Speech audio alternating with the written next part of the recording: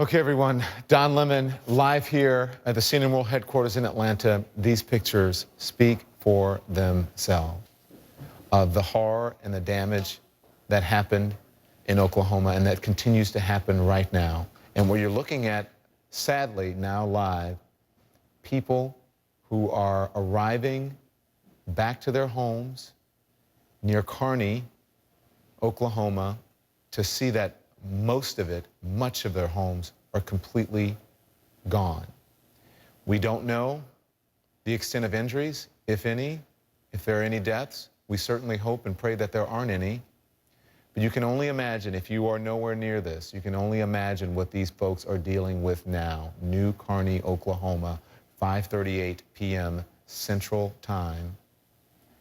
And they are coming home to structures. I shouldn't say structures. That's such a clinical word. To places that they've lived and where they have memories and where they've spent Christmases and Thanksgivings and holidays and graduation parties. And now this is what's left of all of that. Nothing but the memories. This is New Kearney, Oklahoma. We are also getting pictures from some severe damage in Wellston as well. Our storm chaser has been following all of this. And he has seen the damage in Wellston, he has seen the damage in Kearney, and he is still chasing that system across Oklahoma. His name is Jason McLaughlin, and he joins us now. Jason, this is horrendous.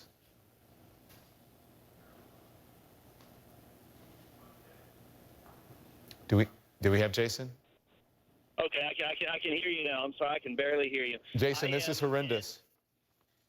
Yes, it is. This is just a very long track, violent tornado that still appears to be on the ground. I'm trying to reposition myself back in front of this a little bit. I'm actually approaching the west side of Tulsa, obviously a major metropolitan area that this potential tornado could be headed at shortly.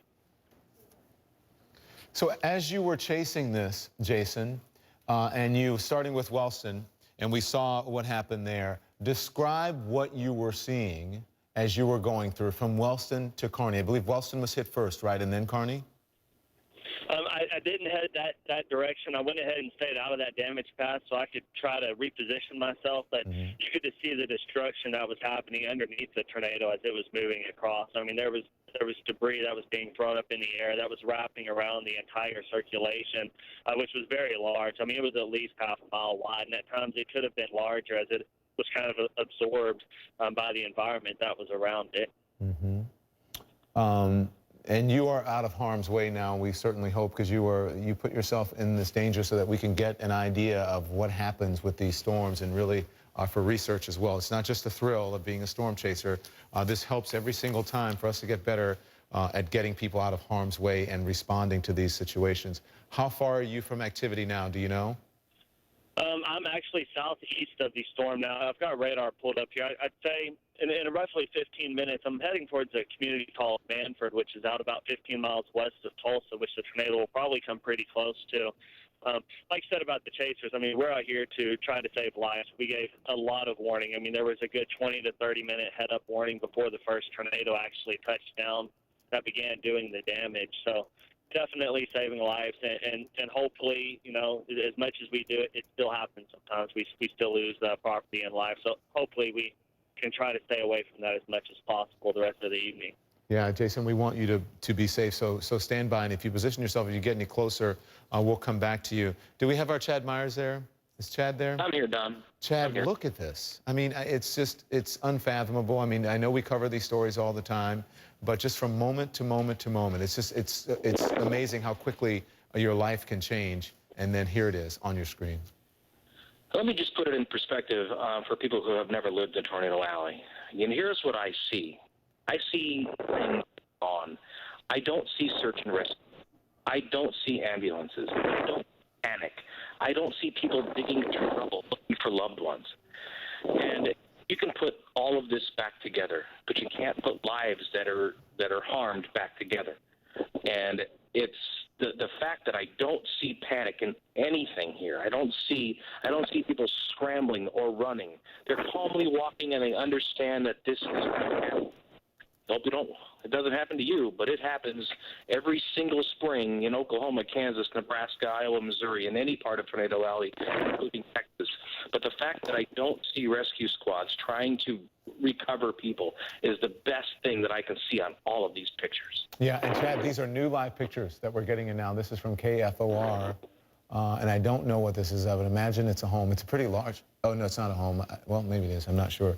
And I don't know the exact location, but it's a rather large home or a business, and the roof you can see there has been damaged tremendously.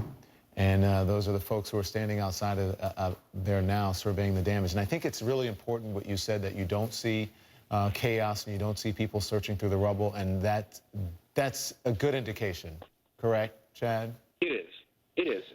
There was enough, and Jason talked about this. The storm chaser you just talked about said how much preparation, how much time was between when the warning went out and when it was going to hit. Everyone knew it was coming. If you're there, you hear sirens. There are sirens everywhere. Sometimes you get into cities around other parts of the country, you don't even know it's coming. You don't hear sirens. You don't have radio, TV on. The people of Oklahoma, when you have a day like today, they knew it was coming. They either got out of the way, or they got underground if they could, or they just got inside the structure. And just a little bit ago, this might have been 2 or 3 minutes ago, I saw a picture of a 2-story home, Don, and the second story was almost completely gone. But the bottom story was still intact. And it's why we say get to the lowest level. The higher levels get into the higher winds. So you don't want to be upstairs. If you live in an apartment complex, let's say Norman, we're in Newcastle, wherever these other warnings may be going off tonight, find your neighbor on the first floor, knock on the door and say, may I please come in? I'm on the 3rd floor. It's not safe up there. That's what you have to do to stay safe and to stay alive. All right. Chad Myers, thank you. Don't go anywhere. We're going to have our meteorologist, Chad Myers, Jennifer Delgado, of course, our storm chaser, Jason McLaughlin out there. That is a panel truck and a motor home, and they have just been tossed aside like something just came and pushed them over. Obviously, a tornado winds did, as if they were nothing, as if they weighed nothing. And there you go. And that is just a small extent of the damage. We're going to continue to follow this until everyone is out of harm's way.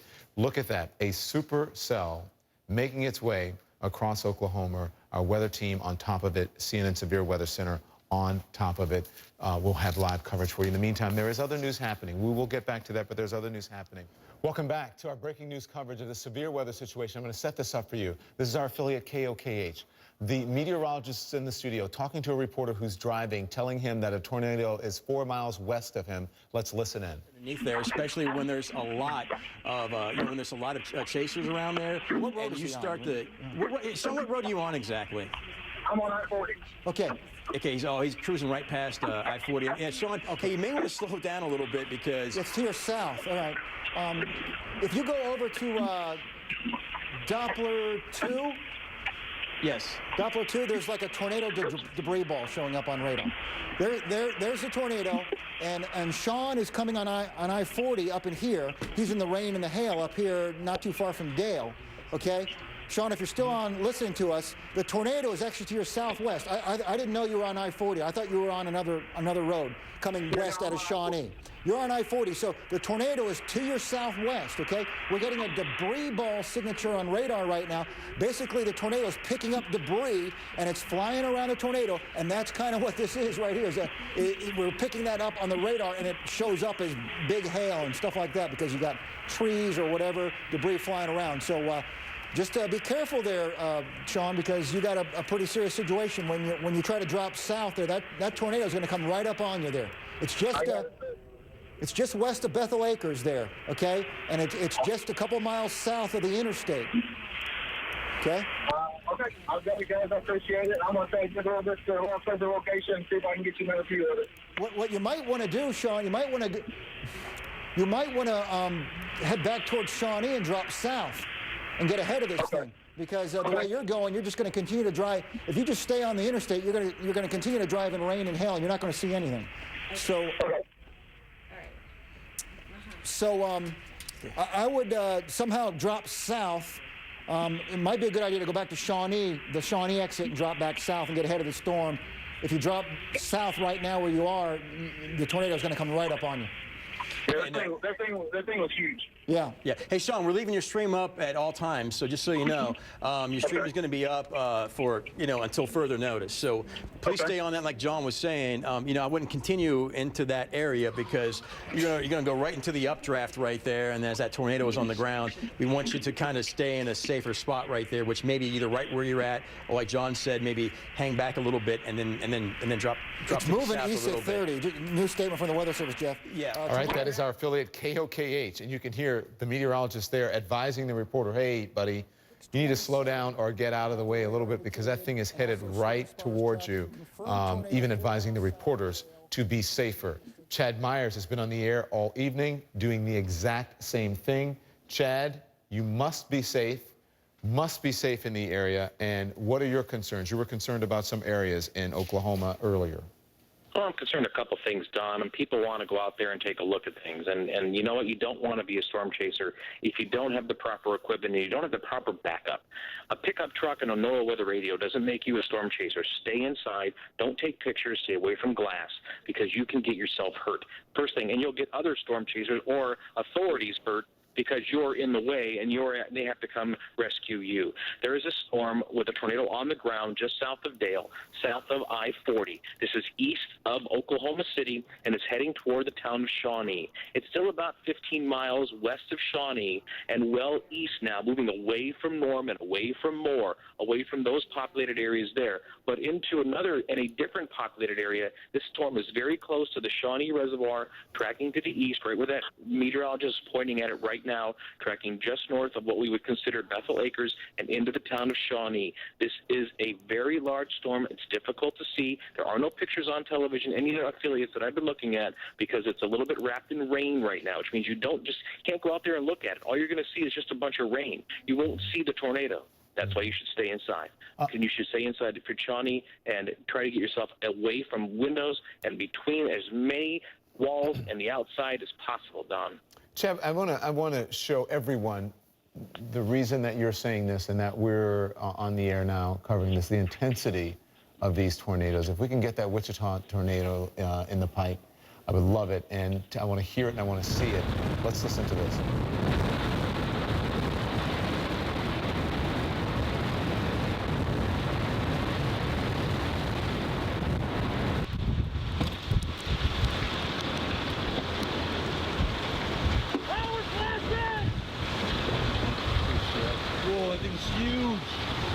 Okay, we're getting hit with rain here soon. Gotta get ready to go.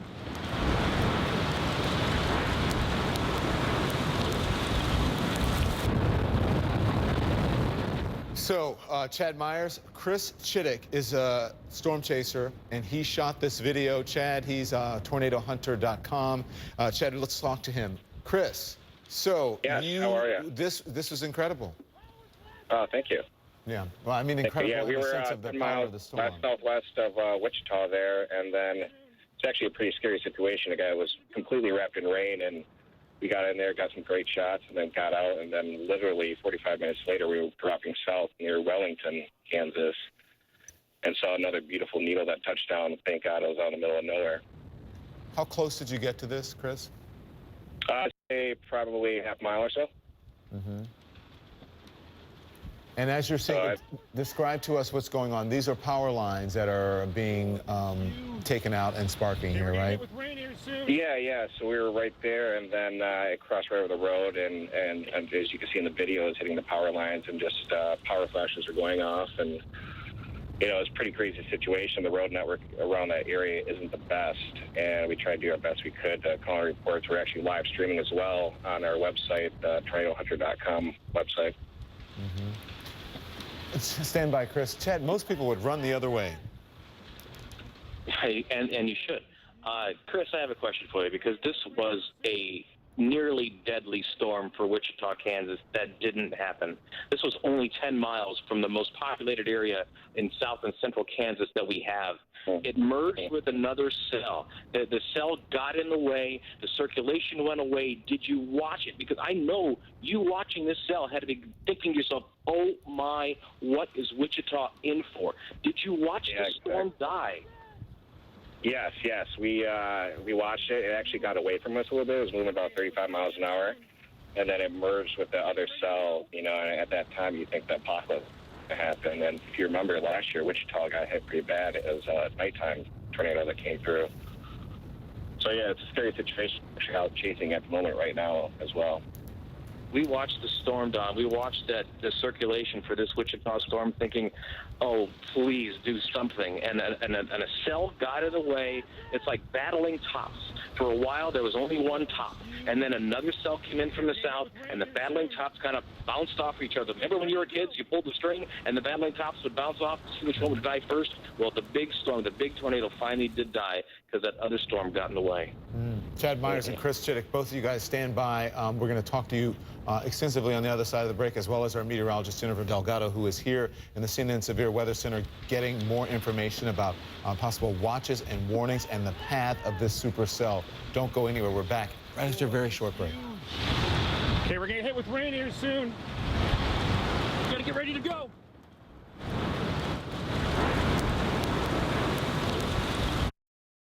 All right, we're back with our coverage now. You're looking at live pictures from our affiliate KOKH of one of those tornadoes. There have been a number. Let's get to Jennifer Delgado now, our meteorologist here. She has new information. What do you have, Jennifer? Hi, Don. You know, the reports continue to go up. Now, we want to focus right now on what's happening in the area just to the west of Shawnee. This is our area, our TVS. You can see a very classic signature there. We do have a report of a tornado on the ground. Again, this is very close to Thunderbird State Park. Now, as we track this for you to give you an idea of potentially where it could be headed, and the next 30 minutes, it looks like Clark's Height at 6:43, Johnson's at 7:01. And as we go through the next couple of minutes, we're going to continue to see this tornado warning in place until 6:45. I think we even have some live video coming out of Oklahoma City. Is that it, Dom, that we're looking at up there? I mean, this is very clearly, we've had reports of tornadoes popping up through eastern and central parts of Oklahoma. We're not sure of the exact location, but this is an Oklahoma affiliate, KOKH, obviously, so we're not exactly sure, but yes, you can see that. It's lowering. Now, we have something new in place. This is coming out of Iowa. This is to the west of Des Moines. As we put this into motion, it's located to the west of it, but it looks like it's going to be heading into the Des Moines area in about the next 30 minutes. Now, this tornado warning that we are hearing, a confirmed tornado, it's moving very quickly, Don. This forward speed is 55 miles per hour, and that's why we're saying potentially into West Des Moines in the next 30 minutes. Des Moines as well as into Acme, 39 minutes, but Adele, 15 minutes. Your time is really coming to an end for you to get to shelter, but make sure you're getting into the interior part of your room or your home as well as into the basement, something that provides safety better than being on the outside of the home. Of course, we say never be near the windows. Again, that's what's happening in Des Moines. So again, still looking at several tornado warnings through parts of Oklahoma, and if it's not my imagination, I think now there's been another one issued there. I don't think there were 2 boxes up there at last check, but now we're seeing 2 different areas for tornado warnings, and then for areas up to Tulsa, we have tornado warnings in place as well. I'm not sure if we have that on our radar or not, but I'm going to try to zoom out a bit more for you. This is Iowa again that we're talking about. Hey, Jennifer, I want to tell you, I'm hearing from the producers, this is KFOR, new pictures, and Oklahoma, what is believed to be something that is developing there. You can see it in the center I of your just saw a screen. tornado. It's very hard to see, you know, rain ramp, and we see these issues, and if it's hard for us to see, of course, it's hard for people who live in there, the residents, to see that as well. Okay. Jennifer, as we watch it, stand by, Jennifer, because you're working on the latest information, but I want to get to Chad Myers, who also has some new information. Chad, as we watch these pictures from KFOR, what do you have? Well, I have something for any Sirius XM radio viewers or listeners out there. We're talking about I-40. If you're on I-40, if you're 10 or 15 miles east of Shawnee on I-40, heading to the west, you need to stop. You literally need to stop your car and let this tornado go by you.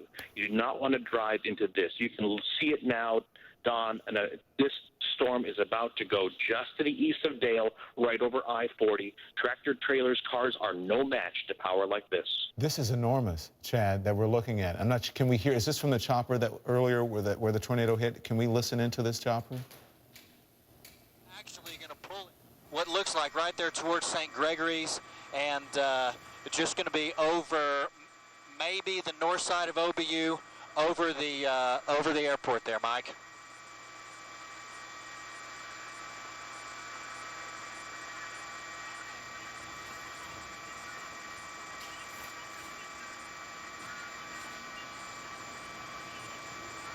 Hey, where you at, Chase?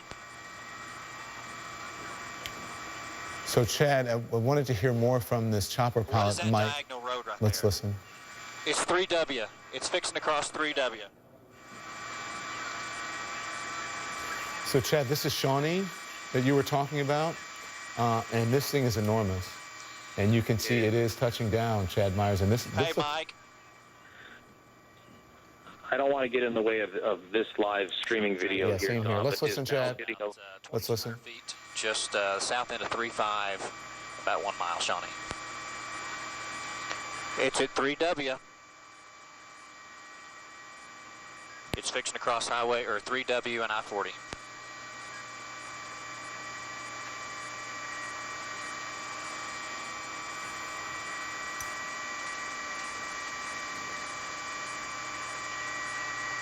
All right, coming back. Let me go to the right. Now to the left. Coming left.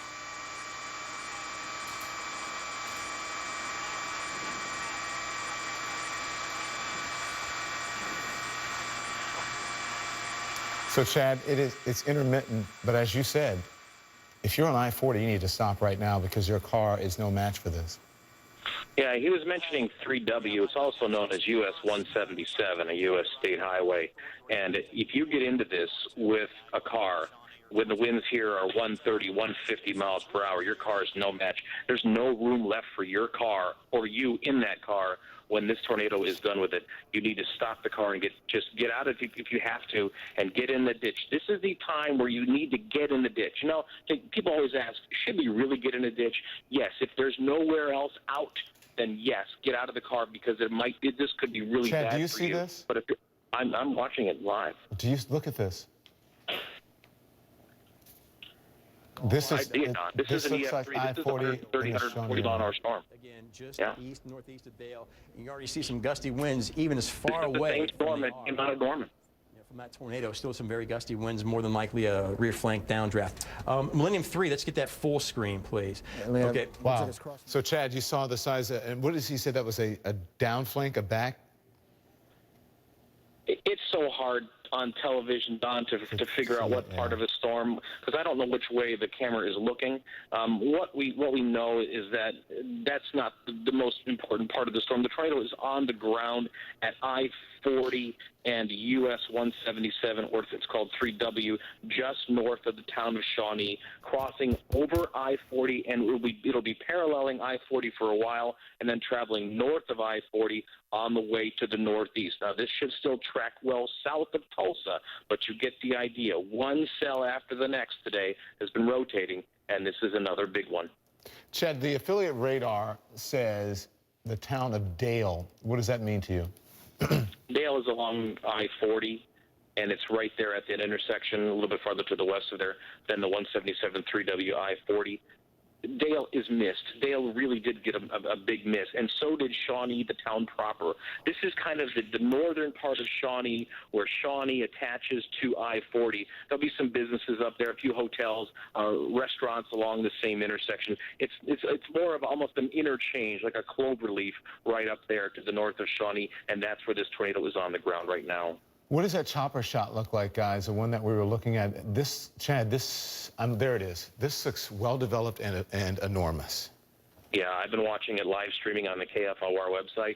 You can also click on there, the live video, the streaming video, helicopter shot. These helicopter pilots, I don't know how they do it. They've been doing it since 1989 when I left Oklahoma City for other places, and they get these shots. They are well out of the way. There's never been an accident. They're miles away. The lens is long. It's zoomed in, but that is a wedge tornado, at least 130 to 160 mile per hour tornado on the ground, very close there, north of Shawnee, right along the I-40 corridor. I know it's hard from watching on television and streaming just how big this is. Earlier, the chopper pilot, for the one that hit earlier, I think it was Wellston, was about a half-mile wide, he said. This is on its way there. This storm is still getting stronger. This storm was a weak EF0, EF1, coming over Lake Thunderbird, Stanley Draper, and then farther to the east, east on the way into Bethel Acres, and now this is still getting stronger. There's nothing in the way. There's nothing that's trying to steal its energy. It's the only storm around. It is becoming the big dog. It gets to eat all of the moisture and all of the heat, and that's why the storm is getting bigger and bigger as we watch it. As we look at, as we said, it was I-40 and 3W, I think. What's in that area? And you said it's going right across the airport. Tell us about that area and the density of that area.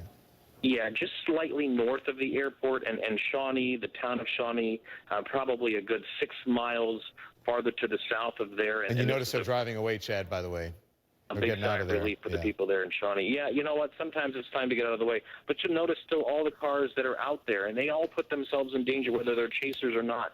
This is a day when you're in that area to just stay home, protect yourself, your family, and all the other things that are around your home. There's no reason to go out on a Sunday night. This is dangerous.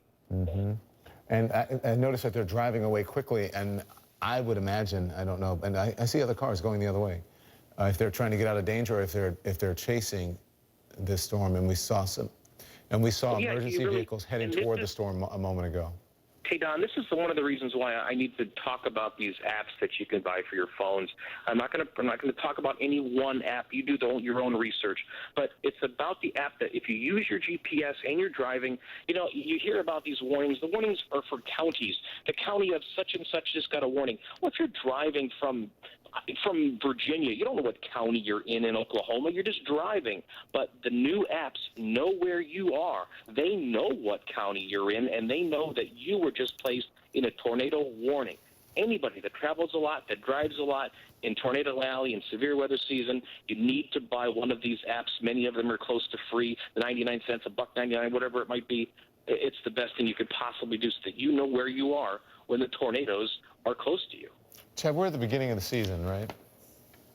Well, yeah, April should have been the beginning of the season, really. We didn't have an April season, something in the neighborhood of 80 to 100 tornadoes in April. There should have been almost 400. By this time of year, we should have over 500 tornadoes on the air, on the ground on average. Right now, we only have 250. Today's going to make up for quite a few numbers, I believe. It's still spring. You know, my son gets out of school for summer break on Friday. Everybody thinks it's already summer, but it's not. It is still spring. There's still warm air. There's still cold air. There are still major jet streams in the air, and severe weather season is certainly not over. Even though it had a late start, it's in full swing now. Chad, you said you're watching the live stream, and I am on social media following this as well, at Don Lemon CNN. Chad, I'm not sure if you have time to check social media, but Chad is on as well. But Chad, I have a question from a viewer. It says, people on the stream keep talking about the mall. What's going on at the mall, which is a heavily traveled area? Have you heard that as you were watching? I don't know what mall they're talking about, Don. I mean, there's a kind of a strip mall-ish things on up there at the 3W and I-40, and I just saw pictures of rescue squads, of first responders, lights on. I couldn't even get a locator for that. I couldn't figure out what intersection that certainly was, but there's damage all the way from the Lake Thunderbird east of Norman area, across that area, Lake Thunderbird, Lake Sandy Draper. That's almost where that white dot is. This tornado literally almost went right over the radar site, and now it has traveled just to the north of that word Shawnee. This is Lake Thunderbird, Chad, that you're looking at the Lake Thunderbird area. And for those of you downstairs in our national desk, if you can check on the mall, just ask our affiliate, KFOR, what's happening at the mall, because I'm getting people asking me about that. Say again, Tom, I'm sorry.